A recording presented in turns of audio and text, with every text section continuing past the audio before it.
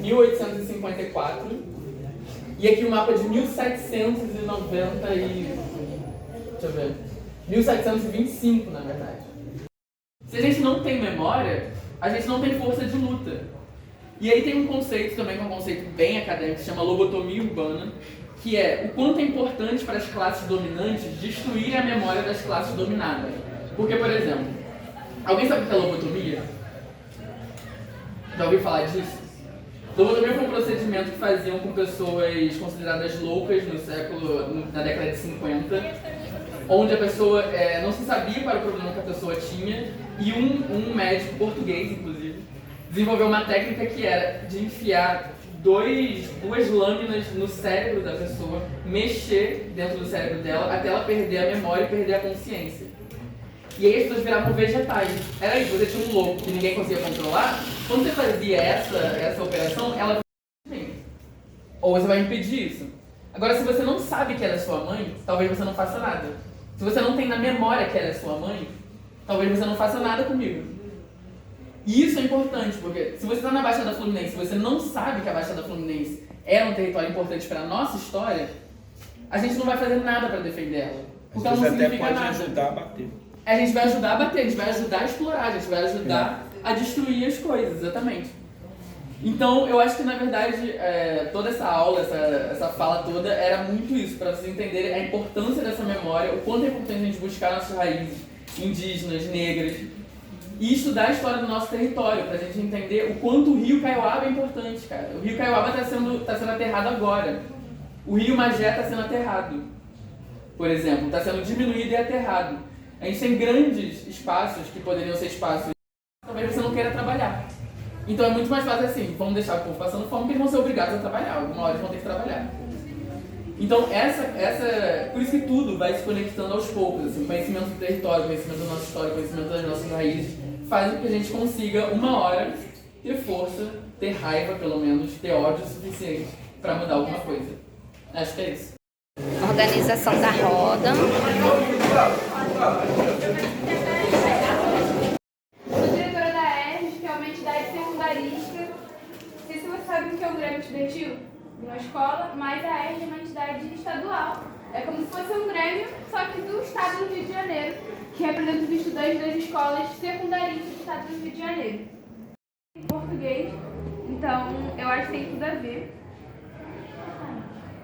Mas aí, o começo mesmo é um pouco sobre o que a gente vai falar sobre, né, hoje aqui. Então, o ser indígena é alguém que se autodeclara, que pertence a algum povo, né, que se identifica com a cultura e também que é reconhecido, né? Então, simplificadamente é isso.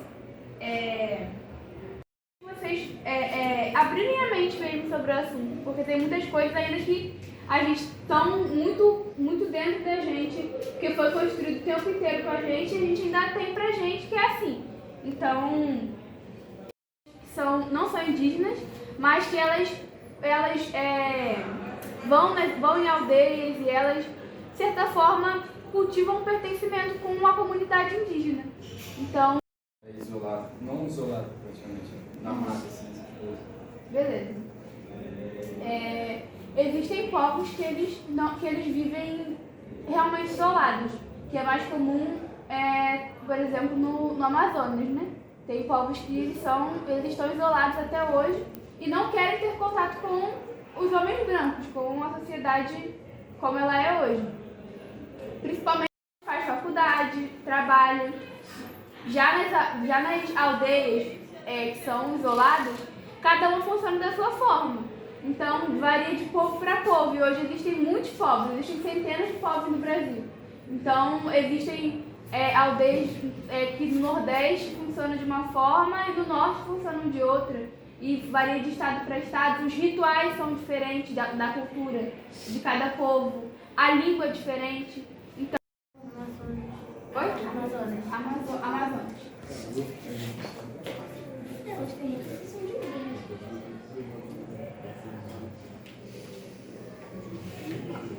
Mais alguém? O avô do meu padrasto, que ela usava muita erva medicinal para poder fazer medicamento para ele quando ele era mais novo. Aí Aí você pensa em medicina, então. Alzheimer é erva medicinal.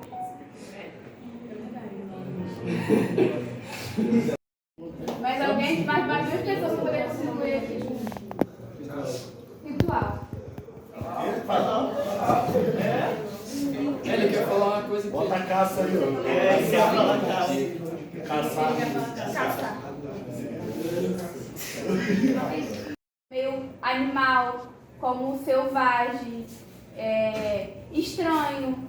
Então, é comum ter esse pensamento hoje. E aí o que importa é que nós podemos mudar esse pensamento com o conhecimento que a gente pode acessar.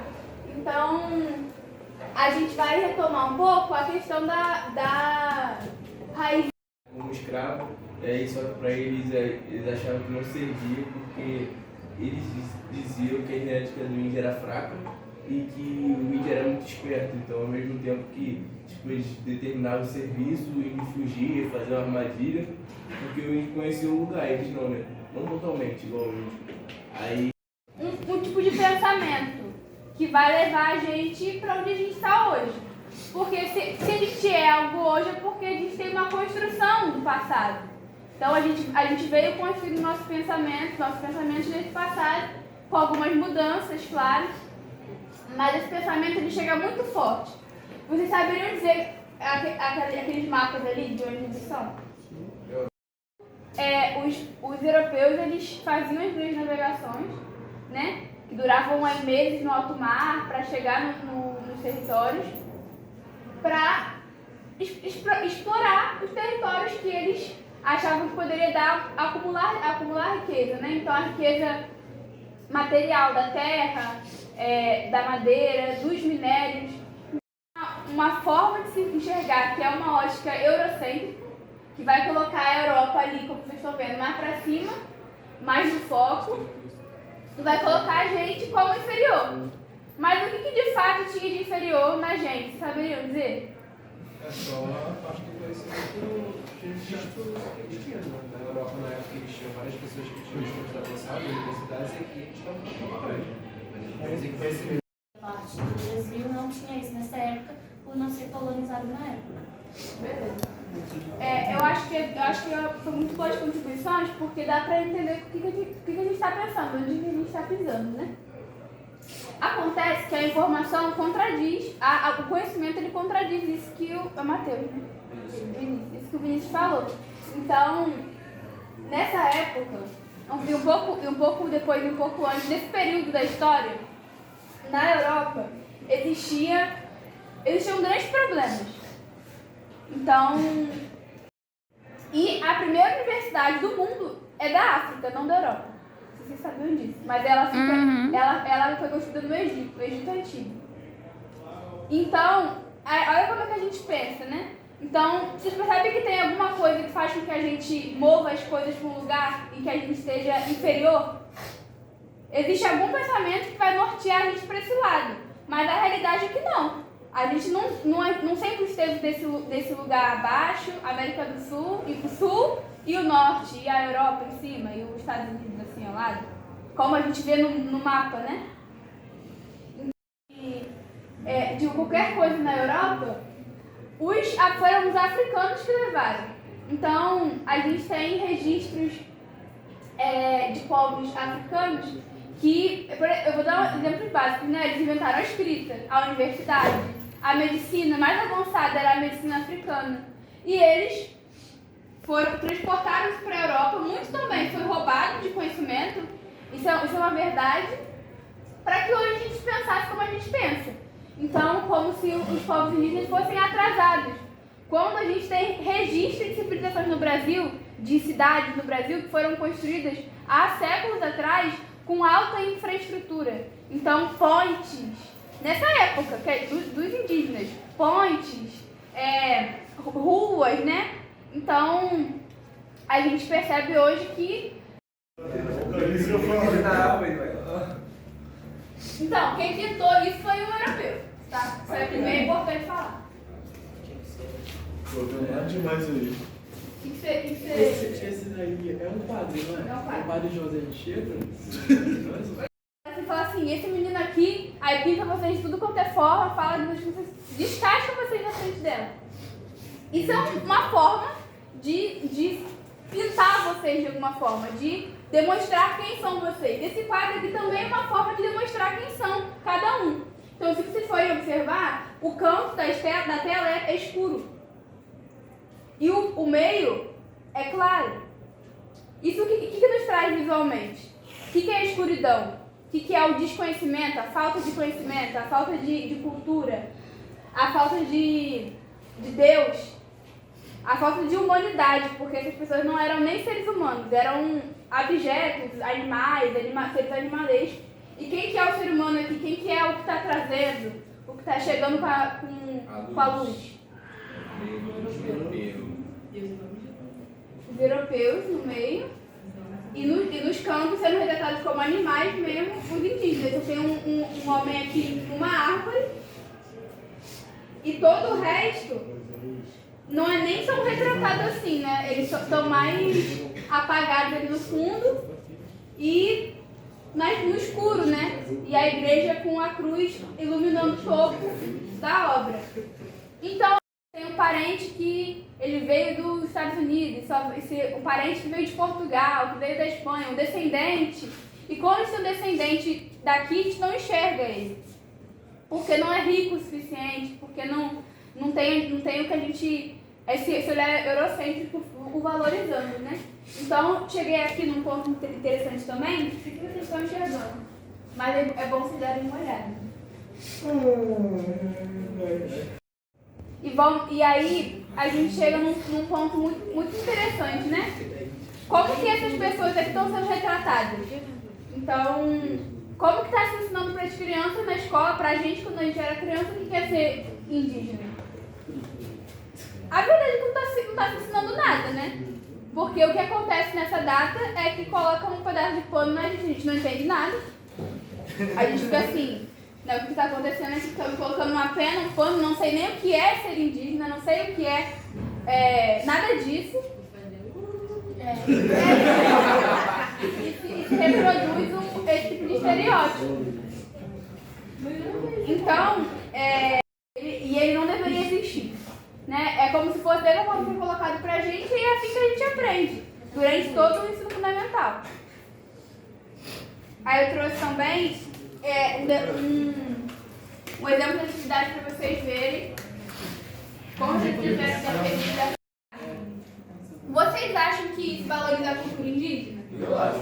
Não. Pelo menos tá lembrando. Tem gente que nem lembrar essa coisa. Então, cara, mas eu acho que Deixa eles se expressar, gente. Deixa eles falar. Pelo menos a gente leva em consideração de comemorar o dia. Se fosse assim, fosse assim, se não ligasse, não importasse, não ia ter nenhum dia. Eu sei, claro que o professor lá, a intenção dele foi comemorar o dia, pá, mas... Ele também não sabe. Ele também não sabe disso. Mas aí pelo menos chega em consideração, pô. Mas como para isso? E quando vai ver o nosso dia, fica na folha. O resto do Aí eu não tenho então,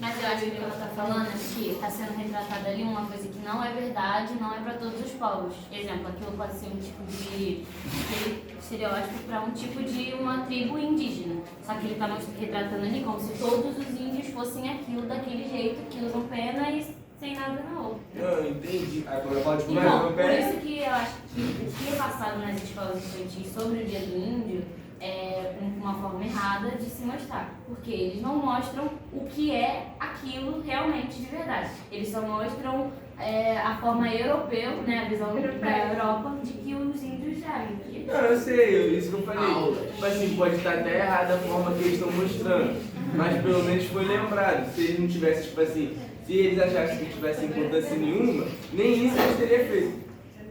Não tá criticando a coisa, não. Só que ela tá dizendo que a gente vai ter que mudar essa visão, né? Tem professor que realmente não sabe. Como eu falei, ano passado, eu estava conversando com o professor sobre isso e foi um embate até ele entender o que eu estava explicando para ele. O pior, para ele fazer o planejamento dele. Então, Aí, como eu estava falando antes, existe todo um sistema, uma ótica de pensamento dominante que domina a cabeça das pessoas, que faz com que se oriente pensar dessa forma. Então, nada ali é de fato natural, então aquilo ali não está representando nada. Não está representando nada, está representando um preconceito, um estereótipo, um imaginário, não está representando quem são os povos indígenas de fato. Não é engraçado, tudo não é muito, tipo, todo mundo ri, é muito piada, os nomes são diferentes, se faz piada porque em muitos livros é aquilo, o índio que mora pelado, que vive na floresta e ele é esquisito. Então é essa narrativa que a gente está querendo contradizer aqui e trazer outros elementos para a gente pensar. Então, cara. Parece aquele livro lá da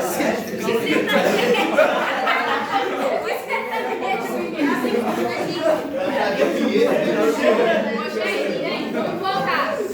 Senão a gente tem delas, né? Então, por exemplo, a questão das penas, a questão da pintura. Eu muitas vezes utilizo penas. Isso é uma questão de proteção, é uma questão de cultura, é uma questão estética cultural. Não é uma fantasia. Não é legal, não é engraçado. Uma pessoa no carnaval colocar aquela pena horrorosa, toda pintada de rosa, aquilo ali, horroroso, achando que tá arrasando. Não tá arrasando, tá passando vergonha. Então, é isso que a gente tem que refletir. Hoje a gente tem que olhar para isso aqui e falar, cara, estamos passando vergonha. E nós temos que fazer diferente. Então, vamos avançar. Então, para muita gente, a gente sabe que em Portugal se fala outro português, certo? E por que eles falam outro português? Porque as influências são muito diferentes. Então, boa parte do que a gente fala hoje não é só português. É tupi, outras línguas indígenas. Uma língua indígena, uma palavra indígena, você pode falar, eu falo uma língua indígena, eu falo tupi também. Né? Então é importante a gente ter esse reconhecimento. E quando a gente conhece, a gente passa a respeitar. Se a gente não conhece, a gente não respeita. A gente não vai respeitar se a gente não sabe de onde vem, o que significa. Então, a gente vai passar... Tá, tô filmando. Então, a gente... Especificamente no período da época pombalina, que... Pombalina, era um cara, quando ele era Marquês de Pombal. Ele proibiu a língua indígena no Brasil, qualquer língua indígena. Ele proibiu. Por quê? Porque a gente tinha, isso foi há algum tempo, né? Então a gente tinha um resquício de escravidão indígena. E não existia vontade alguma da coroa portuguesa de que os povos indígenas se organizassem, se estruturassem como povo em cada sua aldeia, em cada sua terra. Porque o interesse da coroa portuguesa era um interesse muito específico, o interesse da terra, da propriedade privada. Propriedade privada é como se priva algo do coletivo. Então, esse era o maior interesse. E eles chegarem aqui no Brasil, já existiam grandes aldeamentos, existiam grandes territórios com nações indígenas. Não eram 100 pessoas, não eram 100 mil pessoas, não eram 200 mil pessoas, eram milhões de pessoas, nações indígenas, nações. Existia uma república que ficou muito conhecida como República Comunista Guarani. É ninguém. A República Comunista Guarani foi uma república que a gente chama de república comunitária, então foi uma república de propriedade comum, e a gente dá esse nome, né, de Comunista Guarani. Raça contra a coroa, que queria que o Brasil fosse nosso, fosse de fato uma república comunitária, né? Então existia medo do povo se unir, medo do povo, os povos indígenas se organizarem novamente. Então foi proibida a língua indígena. E é por isso que hoje nós sabemos falar apenas algumas palavras, mas não sabemos falar, muitas vezes nós não sabemos falar o idioma, então poucas pessoas que vivem na cidade hoje têm acesso a um dicionário tupi, acesso a falar uma outra língua nativa. E por que hoje, ainda assim, é pouco incentivado? Por que na escola hoje nós aprendemos inglês, mas nós não aprendemos a falar tupi? Isso é um questionamento que nós temos que fazer. E por que hoje na escola nós só temos projetos de conscientização quando tem, tá? Em novembro. Os povos indígenas e negros não existem o resto do ano, só existem em novembro? Isso é um questionamento muito sério, né? Isso quando tem, porque a maioria das escolas tem um projeto de consciência negra, africana e só. E os povos indígenas não chegam nem ao ponto de existir no ambiente escolar. E aqui é uma escola que estou vendo um outro panorama, porque está no território indígena. Mas é um território indígena. Então eu coloquei ali alguns nomezinhos. Ele tem a... não separa mais. Oi? Não. Cidades com origem tupi antiga. Exemplos não faltam. Existem cidades que começam com o prefixo ita. Eita, que saiu aqui no negócio. Prefixo ita. Prefixo é aquele começo da palavra. Então, a gente tem exemplos que eu coloquei ali. Itaperuna, Itatiaia, Itaboraí, são cidades que começam com ita. Percebe? Então, a gente tem vida em Omirim. Vida em Omirim. Em Omirim é um termo de origem tupi que significa campo pequeno. É a junção de palavras nhum e mirim, campo pequeno. Então a gente tem esses dados que são muito importantes. Você vai falar de Piabetá? Eu aprendi que Piabetá é... porque o nome, da verdade, é o nome dos rios que a gente tem aqui na nossa localidade. Então, Piabetá é rio que tem piaba. Piaba é um peixinho que tem na cachoeira. Olha que interessante. A gente chega na escola, nós aprendemos inglês muito ruim, muito mal, eu gostei.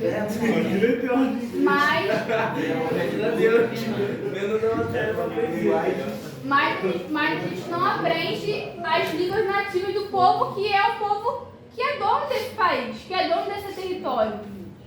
Então, é uma reflexão que é importante, né? A gente fazer também sobre o porquê que a gente não aprende. Eu coloquei também o nome da lei. Opa, deixa eu virar aqui. É o nome da lei, que é 11.645, que é uma lei que torna obrigatório o ensino sobre povos originários e povos africanos nas escolas públicas de ensino médio e escolas municipais, né? E como que a gente consegue combater as nossas preconcepções, que muitas vezes não são verdade? A gente vai conhecer, a gente vai ler, a gente vai estudar junto. E é isso que nós estamos fazendo aqui, né? Então a gente chegou com algumas concepções que eu achei até boas, sobre os indígenas. Então a gente falou de oca, falou de cocá, falou de erva medicinal. Eu vou ver se eu consigo colocar um vídeo para vocês, que é o vídeo de uma mulher indígena ticuna, que ela fala um pouco sobre o povo dela, né? E é muito rico.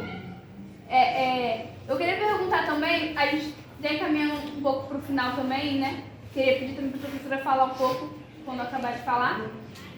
Mas eu queria perguntar se vocês conhecem, se vocês têm histórias familiares de vocês, sejam histórias indígenas, de avós, de familiares, que têm ascendência indígena e se quiserem compartilhar aqui na roda com a gente. Sim. Aí ela faz faculdade e ela também está fazendo... esqueci o nome, para advogada. Direito. Isso aí, direito. E aí lá na faculdade dela, ela fazendo direito, sofreu preconceito pelo fato dela ser indígena e ter as crenças dela e tentar levar para lá, para onde ela está fazendo a faculdade. Acabou sofrendo preconceito por alguns colegas pelo fato dela ser indígena. De novo, negando o direito, né, da pessoa de estar no espaço coletivo que é a universidade, né? Grava vídeos, tá gravando aí, vocês estão vendo ela, e pra gente quebrar estereótipos, né? E o que a gente chegou pensando eu tenho que... Ela, pequena, eu aprendo que assim que eu como a minha fruta, eu tenho que plantar ela. Porque os meus filhos vão consumir daquilo. É assim que foi passado em geração em geração. Porque os povos indígenas são povos ágrafos. Ágrafo é aquilo que não tinha o conhecimento do papel e da caneta. Então toda a nossa história é passada para nós na oralidade, de pai para filho. É muito lindo quando você planta e você come. Porque você vê aquela essência do que você está comendo. E eu vou falar assim, você lembra daquela fruta? Eu falei, lembro. Aquela fruta foi isso você que plantou. E quando eu olhei para a planta, né? E eu vi ela dando muitas frutas. E ela falou, não é só você que se alimenta. É a comunidade que se alimenta hoje. E isso eu quero passar para meus filhos. Se você não planta, você não tem como colher. Se você está se alimentando, porque alguém plantou. Nós aprendemos assim na aldeia. Você comeu o seu alimento, se tem semente, você tem que plantar. Você faz isso? Você come uma fruta e você já pensa na geração que vai vir? A aldeia quer dizer sagrados. Os velhos, os anciãos, são os nossos professores. Ali está todo o conhecimento das nossas ervas, das nossas frutas, das nossas raízes. Ele tem a sabedoria de nos passar na oralidade. E na cidade, você vê o idoso, você não tem paciência de escutá-los. Você não tem mais paciência de ouvi-lo. Na cidade, você deixa o idoso porque você não tem tempo de cuidar dele no asilo. Cadê o amor? Aonde está o amor que aquele velho te passou? Onde está o conhecimento daquele velho te passou? É isso que nós, na aldeia, preservamos. A união, o amor, a família. E o trabalho coletivo é sempre na base da alimentação. É hora de colher, a hora de dançar, é a hora dos rituais, é a hora da alimentação. Então a alimentação na cultura indígena é a base do princípio de tudo. Na aldeia nós não temos creches. Durante esse processo, a pintura ela vai ficar uns 15 dias ou 20 dias no corpo e durante que vai saindo, vai fortalecendo o nosso lado espiritual, a minha e da minha neném. Tirando todo o olhar negativo, né? Da inveja, do próprio genital, como minha mãe tá fazendo aqui, ó. É o sumo, gente, é a própria fruta, sem química. A gente vai mostrar como que prepara a tinta, né? Que vocês podem fazer aí pra vocês também, né? E vocês podem proteger também os seus bebês, os seus filhos, assim como sabedoria ancestral do meu povo de Kumo. Mandayatanã quer dizer os olhos pequenos da arara. Sabe dos olhinhos da minha pequena ararinha, pessoal? Você parte de cada um de nós, sendo indígenas ou não. Faz parte da história do Brasil, a história de nós como cidadãos, como pessoas. Então é importante a gente reconhecer e ter orgulho das nossas raízes. Então é isso, assim, queria deixar assim, registrado, né? Pra gente ter uma noção material, né? Olhar para um lado, né? Pra gente perceber como que a gente mudou de pensamento. E a gente pode conhecer muito mais, tem muito mais para conhecer. Também dizer que a gente tem aldeias no estado do Rio de Janeiro, aldeias indígenas. Então, aldeias, inclusive, que são abertas e recebem pessoas, como o exemplo da aldeia pluriétnica Maracanã, que fica ao lado do Museu do Índio, né? Que fica no centro do Rio de Janeiro, no Maracanã. Então, visitem esses espaços, pesquisem a história da cidade de vocês, porque existe um pesquisador, escritor, que o nome dele é Ailton Krenar. E ele fala que se a gente sabe de onde a gente veio, a gente entende para onde a gente tem que ir. Né? E eu queria já para vocês pensarem pro final.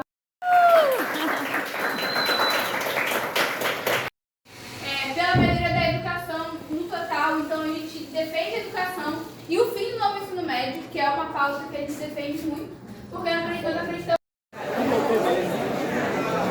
Coração, na moral, eu tiver coração. E daí tudo é uma relação muito. Boa tarde, gente. Não sei como eu falei isso. Vou me apresentar. Seja um pouquinho de silêncio. Ó. Sim. É lindo o silêncio. Olha, pessoal. Meu nome é Letícia. Eu preciso falar um